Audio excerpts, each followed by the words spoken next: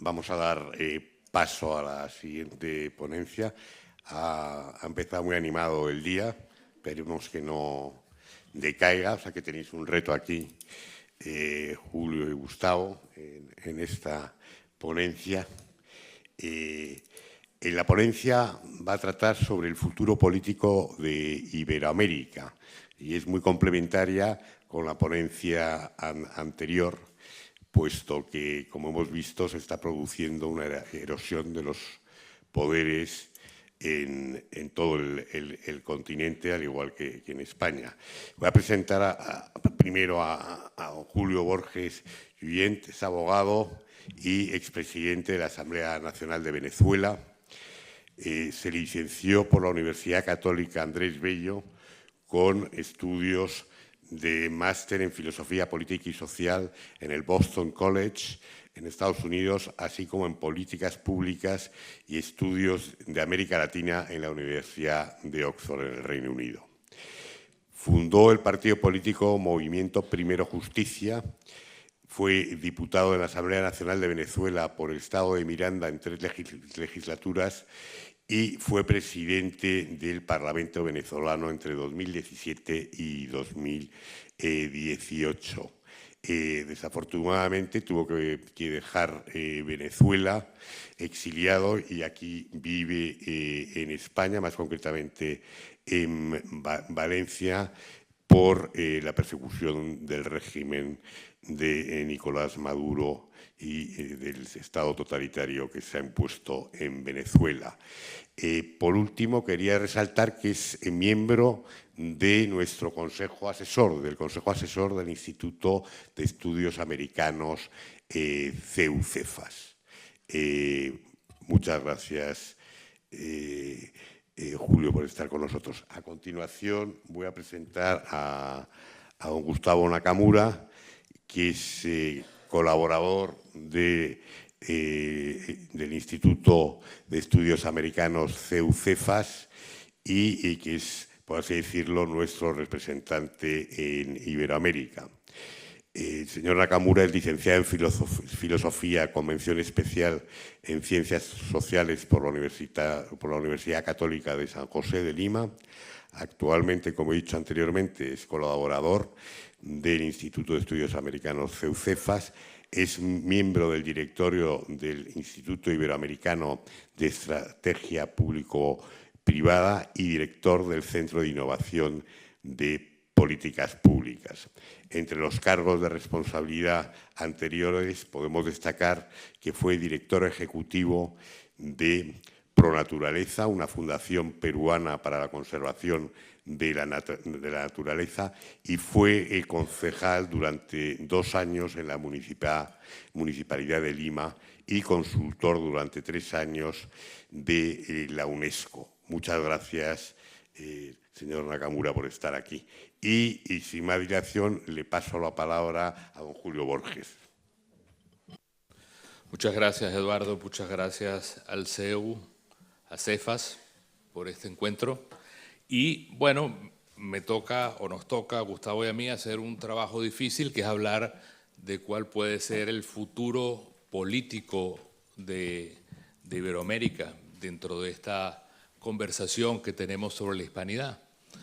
Y antes de comenzar, me vino a la mente con esta discusión que tenía Consuelo, muy buena, una frase de George Orwell, un gran escritor, que decía que cuando los pueblos eligen a corruptos, a estafadores y a mentirosos, no son víctimas, sino que son cómplices. Y eso, la verdad, que es una de las realidades que nosotros, por lo menos en toda Hispanoamérica, vivimos y hemos vivido, y espero que no sigamos viviendo. Fíjense, en estos minutos que tengo para hablar sobre el futuro de la política en Iberoamérica, yo quisiera explicar 3 marcos muy concretos. 3 marcos que son como los ingredientes para un debate sobre el futuro de la política en Iberoamérica. El primer marco se refiere al más grande, digamos, al que abarca la discusión más amplia, que es la crisis mundial de la democracia.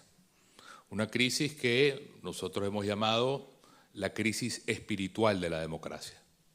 Y es un tema que a mí me parece capital entender, abordar y llegar hasta el fondo. El segundo marco que quiero hablarles es enfocado en lo que es la realidad iberoamericana de la democracia hoy.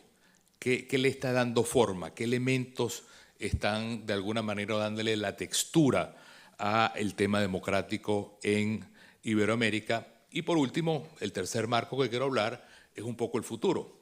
¿Cuál es el papel sobre todo de España en ese futuro iberoamericano de la política?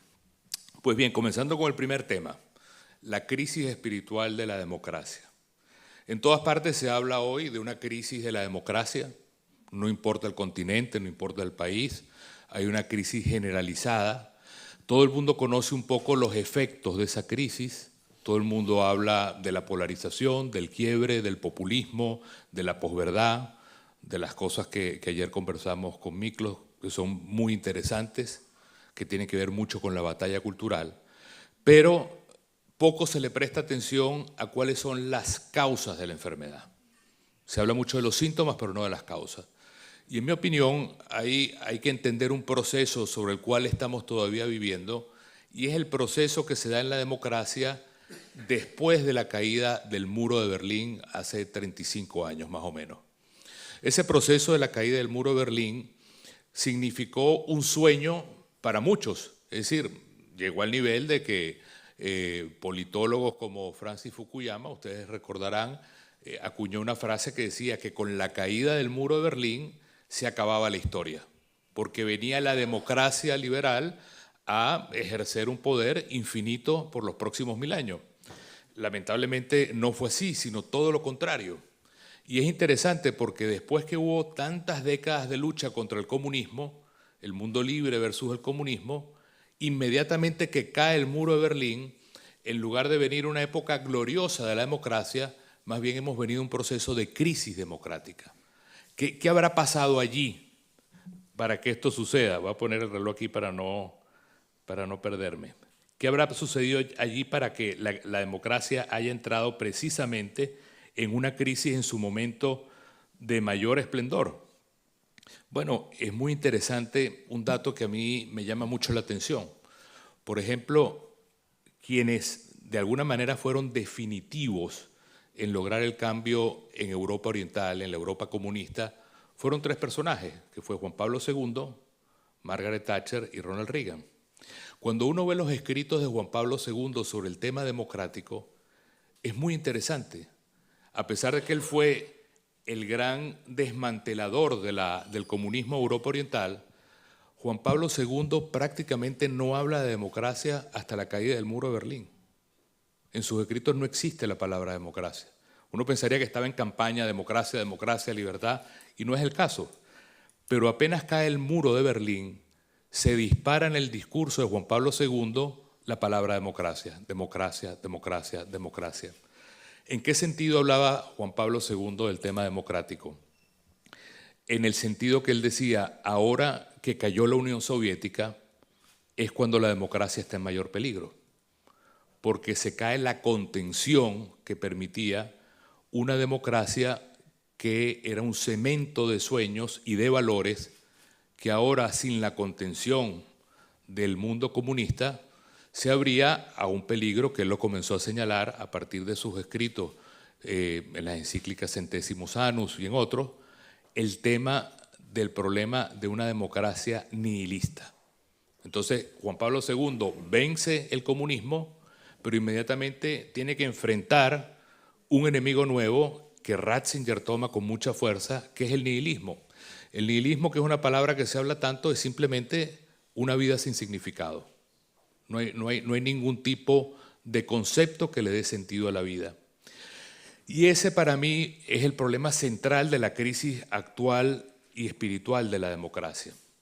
Y que tiene un asidero muy concreto, filosófico, en una palabra que todo el mundo habla todos los días, pero que no la terminamos de entender bien, que es la palabra posmodernidad. Es decir, estamos viviendo una democracia nihilista, sin sentido, sin valores, sin significado, sin trascendencia, como lo hablamos ayer, y estamos viviendo un tiempo también posmoderno. Ahora, en 2 palabras, ¿qué significa este momento posmoderno y qué tiene que ver con la democracia? Bueno, la posmodernidad significa fundamentalmente un mundo en el cual ese relativismo que se preguntó en la charla anterior es el que domina. Ya no hay valores compartidos, la noción de que existe una verdad es incómoda, la sacamos de la discusión pública, el elemento de la creencia en la trascendencia de la vida sale de la opinión pública, de la conversación pública, y lo que importa es el deseo, la subjetividad, el relativismo de cómo cada quien interpreta el mundo.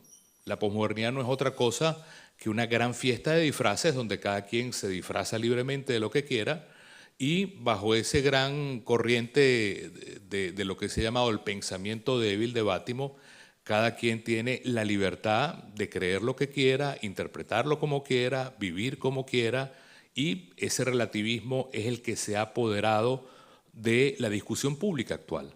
Y es precisamente ese relativismo al cual la batalla cultural enfrenta. Para decirle una cosa fundamental en la vida, hay cosas que tienen valor por sí mismos. No todo es relativo. Hay muchas cosas relativas en la vida, pero hay un pequeño grupo de valores que son objetivos. El respeto a la dignidad humana, por ejemplo, el respeto a la vida, el respeto a nuestros padres o el respeto a nuestros hijos.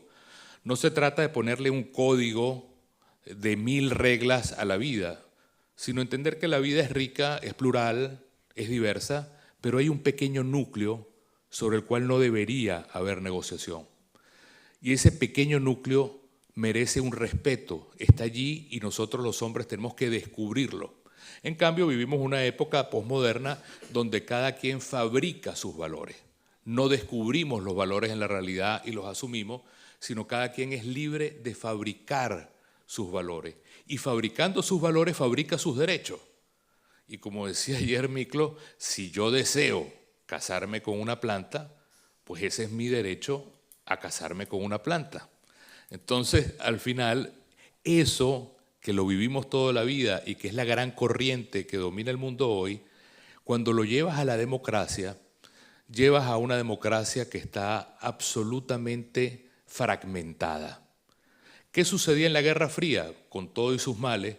Que había un punto de encuentro sobre la libertad, sobre la justicia, sobre los derechos humanos, pero al dinamitarse eso con la caída del muro de Berlín, entonces tenemos una democracia en la cual lo posmoderno reina, la relatividad, el pensamiento débil, la hermenéutica infinita, el punto de vista de cada quien, no existen hechos, existen interpretaciones, y entonces, esto es lo más importante con el tema democrático, la democracia deja de ser un lugar de encuentro y la democracia pasa a ser un campo de batalla. Eso es un cambio cualitativo radical. Antes la democracia era la aspiración, como lo decía el embajador Belaúnde, de la Segunda Guerra Mundial, y era el lugar donde nos encontrábamos, a pesar de las diferencias, para construir por lo menos una visión compartida. Yo podía tener una visión más de izquierda o más derecha, pero había un tema que nos unía a todos, que era el centro político. Ese centro político hoy no existe. Y ese para mí es la gran discusión de la crisis democrática hoy. ¿Es posible reconstruir ese centro político? Bueno, eso da para seminarios y seminarios. Yo creo que sí, o yo apuesto que sí. Pero el centro político no puede ser un centro incoloro, insaboro, un promedio donde yo tengo una pata metida en el agua caliente y otra en el agua fría, entonces estoy entre un lugar y otro. Ese no es el centro político. El centro político que hay que reconstruir para darle vida a la democracia significa un centro político virtuoso, como el centro aristotélico, que no es un promedio entre cobardía y valentía, sino que es un centro virtuoso que proyecta a una virtud superior. Ese es el centro político que no es ideológico, es importante, no es doctrinal, sino que es cultural. El centro político es la reconstrucción de una cultura democrática en la cual se pueda lograr una convivencia en la tolerancia, respetando valores fundamentales como la vida, la dignidad humana, la ley. Entonces, eso que pareciera tan de ABC, en el mundo de hoy está dinamitado. Está dinamitado en Estados Unidos, está dinamitado aquí en España, está dinamitado en América Latina, está dinamitado en Europa. Entonces, por eso vivimos una crisis democrática posmoderna que es lo que hemos llamado nosotros la crisis espiritual de la democracia, y es ese mundo que hubo que enfrentar de comunismo a nihilismo luego de la caída del muro de Berlín, y que pasa por reconocer que la democracia no es una máquina, la democracia es un jardín. Es decir, la democracia no es una máquina de mayorías y minorías.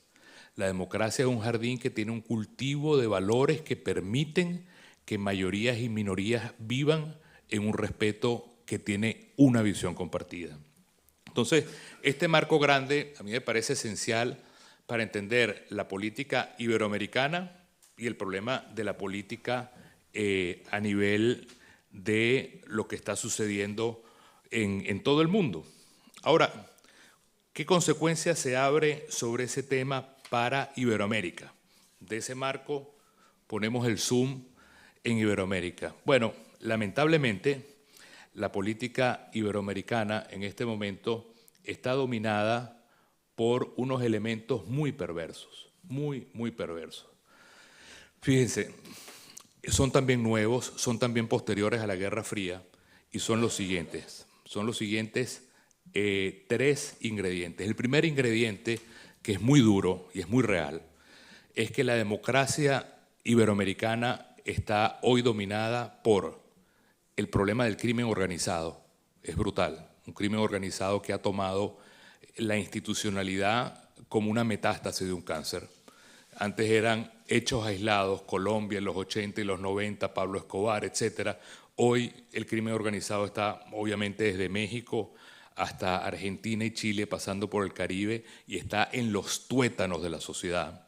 Eso es un tema verdaderamente, es el elefante en el cuarto que no queremos ver. El segundo elemento es la erosión democrática y los derechos humanos, todo el problema de neoautoritarismo que estamos viviendo en América Latina, en Iberoamérica. Y el tercer tema, que es muy importante también, que es el tema de la migración. Entonces, ese es un primer elemento que signa la democracia hoy en Iberoamérica. Crimen organizado en los tuétanos, el problema de la erosión democrática y los derechos humanos, y luego el tema relacionado a el problema relacionado con el crimen organizado y la migración. Ahora, y esto es un tema que quisiera que lo entendiéramos, frente a esa crisis grande de la democracia, donde se ha perdido los valores prepolíticos de la democracia y la democracia se ha erosionado completamente, y tenemos estos elementos de crimen organizado, erosión democrática, inmigración en América Latina, entra un factor para el futuro de Iberoamérica que es fundamental y que nunca había pasado en la historia de Iberoamérica, que es que por primera vez Iberoamérica se está convirtiendo en el patio de juego de una cantidad de intereses que nunca habían penetrado la región iberoamericana. Es decir, sobre esa crisis de crimen organizado, migración y destrucción democrática, se le suma el hecho de que hoy por hoy Iberoamérica es el patio de una, como se habló ayer, de una guerra fría de baja intensidad, con la penetración de China, brutal. Hay un cuaderno de CEU Cefas sobre la penetración de China en Iberoamérica que lo recomiendo. La inversión china llega a 150.000 millones de dólares y se ha convertido en el gran poder financiero de toda la región, comenzando por países como Brasil y Argentina. Luego está el tema de la presencia rusa, que es impresionante. Es decir, Rusia se convirtió en el primer proveedor de armas de países como Venezuela. En la época de mucho dinero de Chávez, Chávez era el tercer comprador de armas del mundo y todas las compraba a Rusia. Hacía inversiones anuales de 10.000 millones de dólares en compra de armas y cambió todo el parque militar americano y ahorita es parque militar ruso. La penetración rusa en el ejército venezolano es brutal. Pero no es solo Venezuela, lo mismo pasa en Nicaragua, lo mismo pasa en Bolivia, lo mismo pasa en Cuba. Entonces, allá hay un cambio de paradigma enorme. Y hay otro tercer país muy relevante que es Irán. Irán. Ayer, por ejemplo, surgió una noticia venezolana que para quienes somos venezolanos, como Carlos, como Daniela, como otros, llama mucho la atención. Esta semana inauguran en Carabobo, en Valencia, el primer colegio musulmán en Venezuela, con unas instalaciones enormes, último modelo, con una mezquita. Eso es absolutamente nuevo para nosotros, porque la penetración de Irán a nivel de negocio, a nivel de alimentación, a nivel de asesoría en las Fuerzas Armadas, es verdaderamente, a nivel de petróleo, refinación, es enorme. Están haciendo lo que les da la gana. Entonces, Irán se ha convertido en un poder al cual Maduro le ha abierto las puertas y, en ese sentido, es su punta de playa. Irán acaba de firmar un acuerdo con Bolivia en el cual le da toda la asistencia militar a Bolivia, supuestamente en la persecución del narcotráfico en Bolivia. Le crean un canal de televisión de contenidos iraní en Bolivia y crean una escuela de formación de líderes comunitarios para la defensa de la revolución, que tiene servicios para el Caribe, para Bolivia y para distintos países de la región. Entonces, esa nueva geopolítica para el futuro de Iberoamérica significa que nosotros podemos de alguna manera dejar de ser iberoamericanos, en el sentido que hay una penetración cultural muy grande, muy abierta y con mucho poder, que lo que quiere es demoler nuestra identidad.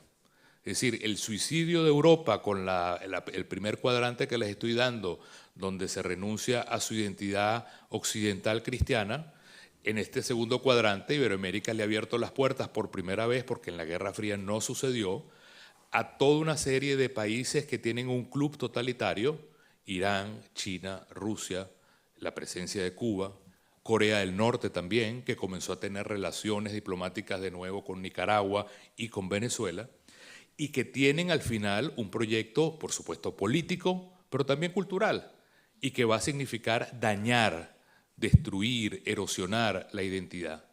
Eso Maduro lo tiene muy claro, los cubanos lo tienen muy claro, los bolivianos lo tienen claro, los nicaragüenses lo tienen claro, y es el discurso que tenemos en la nueva presidenta de México cuando quiere romper con lo que significa la tradición mexicana cultural. Ahora, hay un tercer ejemplo, hay un tercer caso de este tema latinoamericano que tiene que ver con esa pérdida de identidad, y es el hecho de que, y ahí tenía mucho sentido lo que hablaba Carlos ayer, cómo conservar nuestra cultura iberoamericana frente a todo un proyecto político que tiene ese interés de utilizar América Latina, Iberoamérica, como el espacio de penetración y de punta de playa contra Estados Unidos y Occidente, contra Europa y Occidente. Eso es algo que no se quiere ver. Se piensa que es exagerado, se piensa que es teoría conspirativa, es una realidad de carne y hueso. Hace 20 años Hugo Chávez comenzó la relación con Irán y el primer convenio con Irán fue una fábrica de bicicletas iraníes en Venezuela. Y la gente se burló, les daba risa. Pero hoy los iraníes, como les digo, manejan petróleo, fuerzas armadas, comercio, alimentación. De una fábrica de bicicletas que no produjo ni una bicicleta, pasamos a un Irán penetrando en todos los espacios de poder. Ahora, veámoslo de otro punto geopolítico sobre el futuro de Iberoamérica. Es que resulta que si tú sumas el petróleo que tiene Venezuela, el petróleo que tiene Rusia y el petróleo que tiene Irán, es el 40% del petróleo mundial. Es decir, no solo es un tema cultural, es un tema de poder energético brutal. De cada 10 barriles de petróleo, 4 barriles los manejan este club totalitario que tenemos aliado y en presencia en Iberoamérica en este momento. Entonces, eso es una realidad sobre la cual lo estamos viviendo de manera muy clara en Iberoamérica y es parte fundamental para entender el futuro.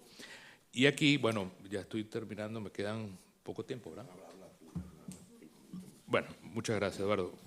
Bueno, entonces aquí quiero pasar, en aras del tiempo, a lo que es el tercer cuadrante, que es precisamente el futuro frente a estos casos de Iberoamérica. Pero quiero antes gracias al tiempo de Eduardo, dar unas cifras para entender estos tres elementos que definen la democracia hoy. Tema de derechos humanos. Pongo la cifra de Venezuela, por supuesto, que es la más cercana y la más dolorosa para nosotros. Nosotros tenemos, en términos de represión en Venezuela, el hecho fáctico medido por la Comisión de Averiguación de Hechos de tener 18.000 asesinatos en Venezuela por desapariciones forzosas por parte del Estado venezolano. Y después de las elecciones nuestras, el 28 de julio, que ganamos las elecciones con María Corina y Edmundo González, hemos tenido 2.200 detenciones arbitrarias, pero el despertador. Hemos tenido 2.200, no crean que me despierto hasta ahora. Hemos tenido 2.200 detenciones arbitrarias y lo más cruel es que ha habido un grupo de niños que hoy por hoy están presos en Venezuela. Niños que por salir a protestar están hoy en la cárcel y están siendo torturados en la cárcel. Y eso se hace con la impunidad del mundo entero. En el caso de Nicaragua, por poner otro país, entre el 2022 y el 2023, Nicaragua, el gobierno de Nicaragua eliminó 2.000 ONGs y en el año 2018 eliminó prácticamente todas las ONGs que existían en Nicaragua. Y, por ejemplo, el caso de Venezuela también, Nicaragua y Haití son los países que, de acuerdo al Índice Global de Estado de Derecho, son los países que tienen menor capacidad de Estado de Derecho en todo el mundo. Ahora veamos el tema migratorio, por ejemplo. En el caso migratorio, de 281 millones de migrantes a nivel mundial en el año 2022, América Latina tiene una población migrante de 43 millones de personas, lo que representa el 15% de la migración total. Solo en el caso nuestro, como ustedes saben, estamos hablando de 8 millones de venezolanos y en el caso, por ejemplo, nada más entre enero y mayo de este año, 1,5 millones de migrantes pasaron por México para ir a Estados Unidos. En menos de 6 meses, 1,5 millones de migrantes fueron hacia los Estados Unidos. En el caso venezolano, las estadísticas dicen que si Maduro se quedara en el poder, el 20% de la población, es decir, 1 de cada venezolano, 1 de cada 5 venezolanos, se iría de Venezuela entre este año y el año que viene. Luego, temas como el crimen organizado. El crimen organizado en el tema del tráfico de personas, el tráfico de personas que se produce en distintos países, es un negocio que da una renta de 10.000 millones de dólares por año.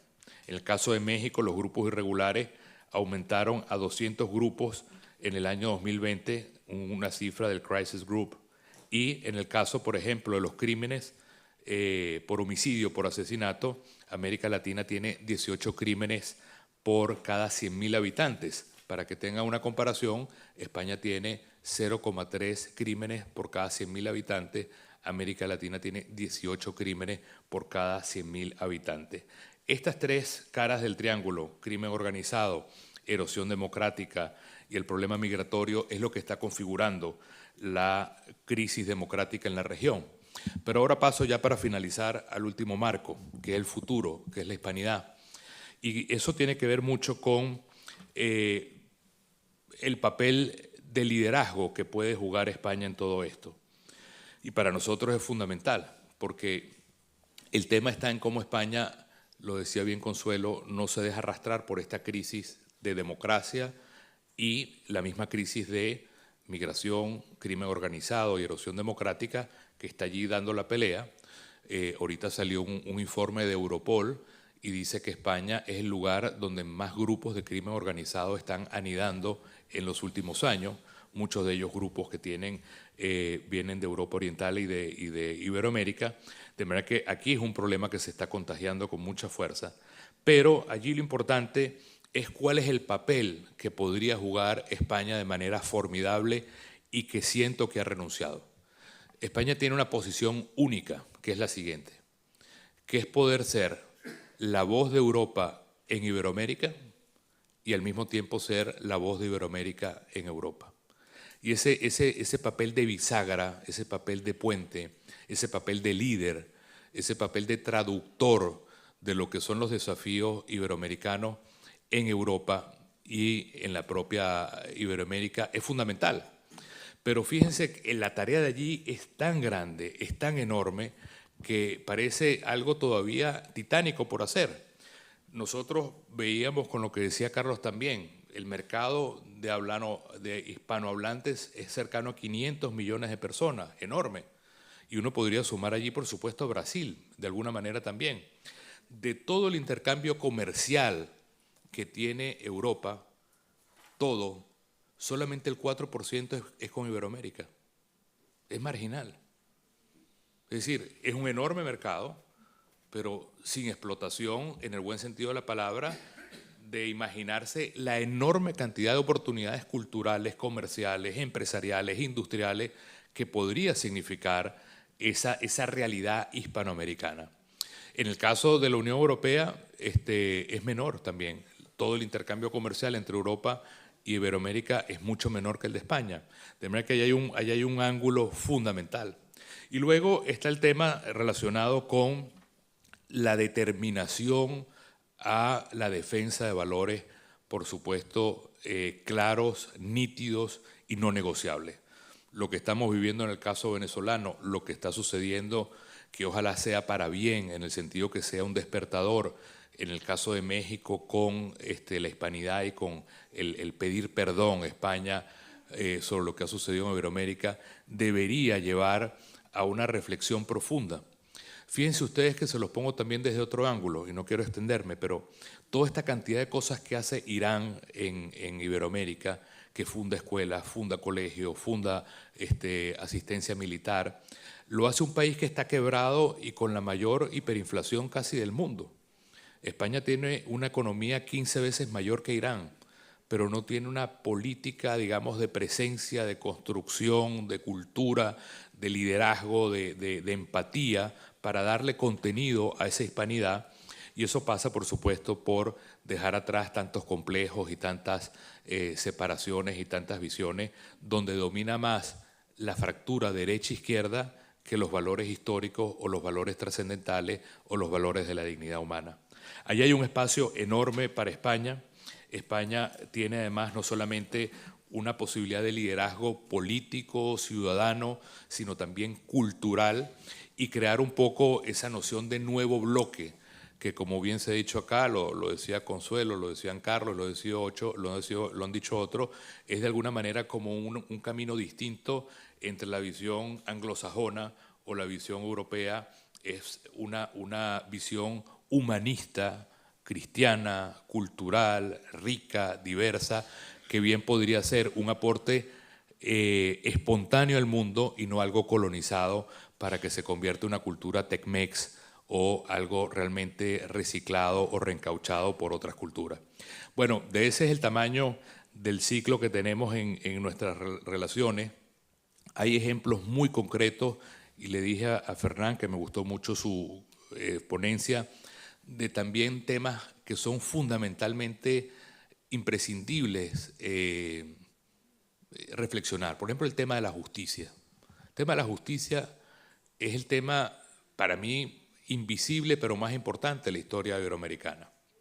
Si uno ve la historia de Estados Unidos, con todo lo que podamos decir, la historia de los Estados Unidos es la historia del poder judicial, en el buen sentido de la palabra. Estados Unidos se ha hecho con el poder judicial la historia de los Estados Unidos.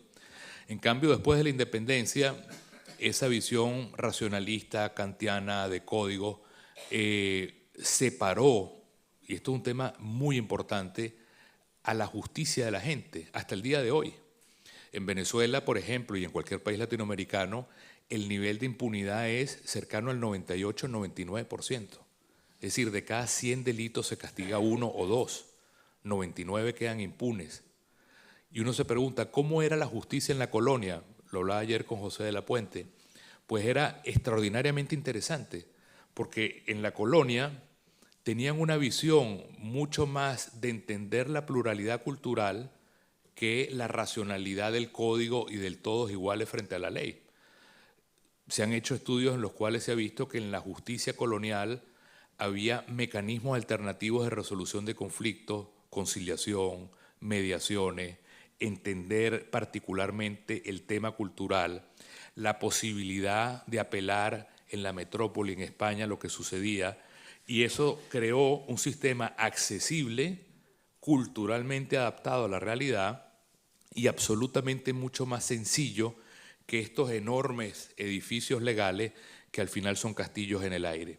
Menciono esto porque también creo que el futuro de la política en Iberoamérica pasa por repensar cómo fueron esas instituciones que lograron darle textura a 300 años de historia dentro de una enorme pluralidad, dentro de una enorme diversidad, y que las perdimos también totalmente, y donde el tema derechos, el tema justicia, juega un papel fundamental. Pero bueno, esa es la historia, y lo que nos toca es entender que, digamos, a las puertas de ese futuro compartido, como se ha llamado esta charla, nos están esperando 500 millones de hispanohablantes y que no podemos hacer que esperen más. Muchas gracias.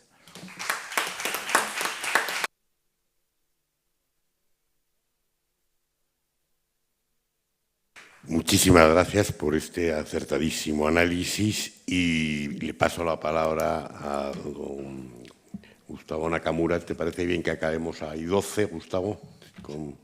Muchas gracias. Bien, muchísimas gracias. Primero a Consuelo, a Eduardo, para traerme del otro lado del charco para estar con ustedes. Cuando preguntamos sobre el futuro, ¿sí?, y les hablo también a los jóvenes que están atrás, pues no soy adivino, no soy mago, no leo cartas, por lo tanto es complicado hablar del futuro. Podríamos entrar en una película, Volver al Futuro, ¿se acuerdan? No sé, los que vieron 1, 2 y 3, y probablemente las noticias que escuchamos últimamente sean pesimistas. Para hablar del futuro en la política es complejo, porque la política la hacen las personas, y las personas son complejas. Y voy a desarrollar sobre ello. Pareciera en Iberoamérica que el péndulo, muchos escuchan ahora, el péndulo está yendo de la izquierda a la derecha, ¿no? Ganó en Argentina, por ejemplo, el señor Milei, Javier Milei, y todo el mundo celebra a nivel de esa línea política, y eso hay que celebrarlo, pero creemos que ya una victoria, ya estamos consiguiendo los resultados. Voy a parafrasear a Einstein en ese sentido. Yo creo que si seguimos haciendo las mismas estrategias, vamos a caer en los mismos errores. Y esto es lo que está pasando en Iberoamérica. Y voy a centrarme por qué. Hace poco, la Fundación FAES y, bueno, muchas instituciones sacaron un análisis, un barómetro sobre el tema de la democracia, y en los últimos 12 años hemos caído 17% de las personas que creen que la democracia es una forma de gobierno. ¿Qué están diciendo ahí la población? Más allá que creamos o no creamos en las encuestas, es que la gente está buscando un autoritarismo. Ojo con lo que estamos diciendo. Y esto es lo que está buscando, la gente está buscando soluciones. Por un lado es eso. Por otro lado, hay 2 o 3 conceptos que me gustaría hablar para ver cómo estamos en la política en Iberoamérica. Se habla mucho de democracia, se habla mucho de libertad y se habla mucho de derechos humanos. Hablamos de democracia, pero la democracia hoy se define por los que piensan un consenso, y los que no pensamos como ellos no somos demócratas. ¿No han escuchado ustedes a muchos presidentes, y por respeto a este país no diré más, en nombre de la democracia? Usted no es demócrata, porque usted no está dentro del pacto, porque esto no está dentro del esquema. Bueno, entonces definamos democracia primero antes de hablar de democracia. Y para eso volvemos a los griegos, podemos volver a las fuentes occidentales. Libertad, pues todo el mundo hace lo que le da la gana, y eso no es libertad. Entonces, definamos conceptos para poder, por decirlo así, batallar. Y algo que han dicho mucho, tanto Miklos y todos han hablado del ser humano. La política lo hacen personas, lo hacemos nosotros. Y por lo tanto, tenemos que entender a la persona humana y todas sus dimensiones, y ayer creo que Carlos decía, si entraba la dimensión trascendental es fundamental, si no, no se entiende al ser humano. Lo que pasa es que ahora ya no quieren entender que hay una visión trascendental del ser humano en la política iberoamericana y en el mundo, pero en Occidente esto es hoy por hoy lo que estamos viviendo y todas las políticas que sabemos. Voy a hacer rápidamente una radiografía de lo que está pasando en las políticas y en las políticas públicas en Iberoamérica. Todas están llenas de progresismo. Todas, absolutamente todas. Y esto se está viviendo ¿en qué? En políticas públicas. Porque las políticas que toman los gobiernos se hacen políticas públicas, se hacen vida y las personas absorbemos en políticas públicas. En educación es un gran ejemplo, lleno de progresismo. Si no somos conscientes que estamos en ello, estamos complicados. Por otro lado, hay un individualismo, ¿no? La gana, el afán de protagonismo de que yo primero, segundo yo y tercero yo. O sea, y a esto nos va a llevar a un peligro total. Todos quieren ser primeros. ¿Por qué no pensamos primero en todos, en el tú y el yo, antes de solamente yo? Este es otro problema que estamos teniendo incluso en los políticos en Iberoamérica. Otro problema es la falta de credibilidad. La gente ya no le cree a los políticos. Yo he tenido la suerte de ser concejal, hasta ahí he llegado, pero no les creen. Ahorita las chicas escuchaban y decían, no, a ver, no les creemos. Entonces, ¿cómo hacer que sea creíble? Hemos perdido el honor y el término palabra. Si tú das tu palabra, es que se hace. Ya no existe lo que es honor o palabra. Ahora, bueno, hoy día dijo una cosa, mañana dice otra cosa y pasado dice otra cosa, parodiando a una persona. Y no diré más, porque si no me sacan a patadas. Y la corrupción, ¿no? La corrupción es el cáncer en toda Iberoamérica. Y también falsos opositores, porque existen también falsos opositores. Entonces, ¿qué hacemos, señores, ahí? Bueno, los partidos políticos siguen teniendo sus redes. Ha habido la red de la UPLA, la Unión de Partidos Latinoamericanos, que está volviendo a reencontrarse consigo mismo, creo yo. Tenemos la iniciativa que hizo la Fundación Disenso, el Foro Madrid, más de personas que de instituciones, y siguen haciendo ello. Yo planteo, solamente para acabar, porque Eduardo me ha dicho que tengo 4 minutos, ¿no? Para acabar, ¿qué podemos hacer rápidamente? Primero, profundizar el concepto de persona y en la política, basarnos en una antropología. Si no, eso estamos hechos, Estamos hechos. Y regresemos a Santo Tomás de Aquino, a Agustín de Hipona. Puedo leer incluso algunos textos, estaba pensando, y si uno lee, ya decimos cuánto hemos perdido incluso ese romanticismo, ¿no? Hasta en todo, hasta en las relaciones de pareja, por decirlo así. Pero bueno, hay que basarnos en ese concepto. Segundo, definitivamente Iberoamérica tiene algo compartido. La cultura, el idioma. Cuando venimos a España, los que somos del otro lado, ¿no nos sentimos como en casa? Y cuando ustedes van, ¿no se sienten como en casa? ¿Por qué? Porque hablamos un mismo idioma. Somos mucho más potentes que otros, pero no nos la creemos, porque nos han vendido la idea que somos menos. Y no nos la creemos. Y esto sí tengo que decirlo, Estados Unidos, para Estados Unidos nosotros no estamos en la prioridad. Esa es la verdad. Esa es la verdad. Y entonces o nos unimos o tarde, porque separados vamos a tener un gran problema muy duro a nivel cultural y vamos a chocar mucho en estos temas, incluso que han tocado antes. Y cierro planteando que debemos tener un nuevo sistema, y un sistema que ya es conocido. Las organizaciones políticas tienen que volver a reencontrarse y a juntarse bajo estrategias claras, con objetivos claros, y no solamente sean cafés o viajes de turismo político, que se han convertido en los últimos años, sino realmente entren a la política personas que quieran hacer las cosas por su país y no servirse de la política. Y es complicado, y los jóvenes deberían entrar en la política, y las que están sentadas, ojalá salgan políticos de acá. Segundo, los centros de pensamiento, lo que hacemos mucho en Cefas y otras instituciones, informes, investigaciones. Al otro lado están reventados de pasta, como le dicen acá, de plata, tienen mucho financiamiento. Al otro lado no hay nada. Y los empresarios financian a los otros. Y después les queman en el caso peruano les queman los asientos mineros y todo. Y ellos siguen dándoles la plata.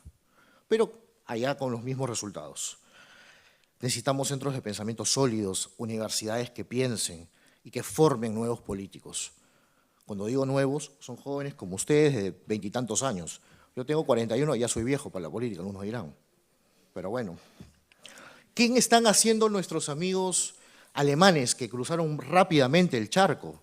Ellos sí cruzaron con fundaciones. La Konrad Adenauer actualmente está buscando su norte todavía, ojalá lo encuentren pronto. La Eber haciendo informes sobre la ultraderecha. La Naumann, todo el discurso progresista. Apenas cuando Pedro Castillo entró al poder, hicimos una reunión en mi país, automáticamente la Naumann salió corriendo. Y la CAS dijo, no lo conozco. Y salió Pedro Castillo y ellos siguen ahí. Pero bueno, vivimos siempre de ese círculo que creo que hacer un poco más valientes. Ellos hacen esas cosas y está bien. Creo que nosotros tenemos que hacer más cosas y que se escuche mucho más. Tenemos que trabajar en medios de comunicación. Acá ustedes tienen el debate. Cada país tiene lo suyo. Es hora de unirse. Que haya articulistas conjuntos y que tengamos una sola narrativa, como le llaman ellos. Ahí Miklos ha hablado de influencers, de todo lo que hacen. Es vital seguir apoyando esa iniciativa, porque ellos están en una corriente. Los políticos harán otras y los centros de pensamiento haremos otras. Y los medios serán el canal donde lleguemos. La batalla va a ser así, como ellos lo hacen. Y en las universidades que no van a entrar, no entran, lo siento. Ellos nos botan de sus universidades. Nos botan de trabajos. Yo se lo digo por experiencia, lo he vivido en mi país. Con 2 hijos, por pensar como pienso. Y no olvidemos las bases sociales, los gremios empresariales, las bases sociales que hablo, lo rural. Aquí estamos hablando de una caja rural. La ganadería, no olvidemos todo eso, o las riquezas campesinas que tenemos en nuestro país. Si nos olvidamos de ellos, estamos hechos y nos convertimos solamente en cócteles y ahí nos quedaremos. Por lo tanto, y cierro, Eduardo, en 2 minutos, creo que el futuro es posible. El futuro ya empezó. Por algo estamos aquí. Pero creo que tenemos que, ahora más que nunca, trabajar unidos bajo estrategias claras y conseguir resultados. El 2025, Ecuador juega un partido. Está bien, estamos en eliminatorias, Eurocopa o Copa América, no importa eso ahorita. Ecuador juega. Y el 2026 juega Colombia y juega Perú. Lo que acaba de decir Carlos, si Venezuela sigue Maduro, los venezolanos van a tener que ir ¿a dónde? A Colombia. ¿Y Petro qué va a hacer? Va a abrirles la puerta para que entren a Ecuador y Perú. Nuestra economía nos van a aguantar. Y México, ¿qué van a hacer los mexicanos? Se van a ir a Estados Unidos. Jugamos un partido vital, creo yo. No estoy seguro que ganemos los tres partidos que se vienen, pero esperemos que al menos 2 de ellos sí podamos ganar. Es muy complicada la situación, pero es hora de remangarse las camisas y ponerse a trabajar, porque somos realmente una cultura muy rica, y en mi caso una mixtura, incluso, la oriental y la occidental. Y puedo creer que la cultura occidental tiene mucho que decir en Iberoamérica e incluso en el Oriente, que tienen que enterarse de lo que estamos haciendo y lo que valemos como occidentales. Muchas gracias.